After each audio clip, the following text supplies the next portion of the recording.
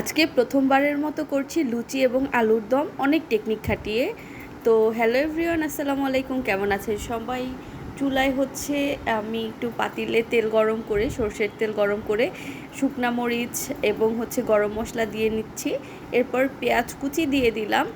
এরপর সুন্দর করে নেড়ে চেড়ে একটু মিশিয়ে নিব। একটু বেশি করে পেঁয়াজ কুচি দিয়েছি আমি। আর হচ্ছে আলু আগে থেকেই ভেজে রেখেছিলাম। সুন্দর করে পেঁয়াজটা একটু নরম হয়ে আসলে আমি পেঁয়াজ বাটা, আদা বাটা এবং রসুন বাটা দিয়ে দিব। আবার সুন্দর করে মশলাগুলোকে একসাথে নেড়েচেড়ে মিশিয়ে নিয়ে আমি লবণ, ধনিয়ার গুঁড়া এবং মরিচের গুঁড়া দিয়ে নিচ্ছি। এরপরে হচ্ছে টমেটোর পিউরি করে রেখেছিলাম, সেটা দিয়ে দিলাম। ধনিয়ার গুঁড়া এবং জিরার গুঁড়া দিয়ে দিলাম। সামান্য একটু পানি দিয়ে নেড়েচেড়ে কষিয়ে নিচ্ছি। তেলটা একটু ভেসে গেলে মটরশুঁটি সেদ্ধ করা সেটা দিয়ে দিলাম। এরপরে হচ্ছে ভেজে রাখা আলুগুলোকে দিয়ে দিলাম। এখন দিয়ে দিচ্ছি হচ্ছে পানি, পরিমাণ মতো পানি, যেহেতু আলুটা একটু সেদ্ধ করা আর হচ্ছে ভেজে রাখা আগে থেকে, তাই পানিটা আমি বেশি দিলাম না, জাস্ট অল্প একটু মাখো মাখো পানি দিলাম। আর সব শেষে একটু চিনি অ্যাড করে দিলাম স্বাদের প্রসেসের জন্য বা স্বাদ বৃদ্ধির জন্য, ইনহ্যান্সের জন্য।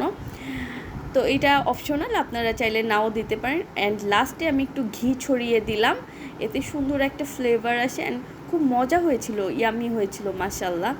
আর এইদিকে হচ্ছে লুচি খুব কাহিনী করে বেলে নেওয়া হয়েছিল।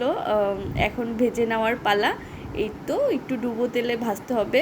তবে একটা জিনিস, সেটা হচ্ছে আমি লুচি ভাজতে গিয়ে যেটা হচ্ছে, যেহেতু প্রথমবার লুচি এবং আলুর দম করেছিলাম, যেটা এক্সপেরিয়েন্স করলাম সেটা হচ্ছে লাল লাল করে অত বেশি ভাজার দরকার নেই। এই লুচিটা অ্যাকচুয়ালি দুই উল্টানে যদি ভাজা যায় তাহলে বেশ ভালো হয়। আমি তো 3-4টা উল্টান দিয়েছিলাম। তাতে যেটা হয় সেটা হচ্ছে খুব ক্রিস্পি হয়ে যায়।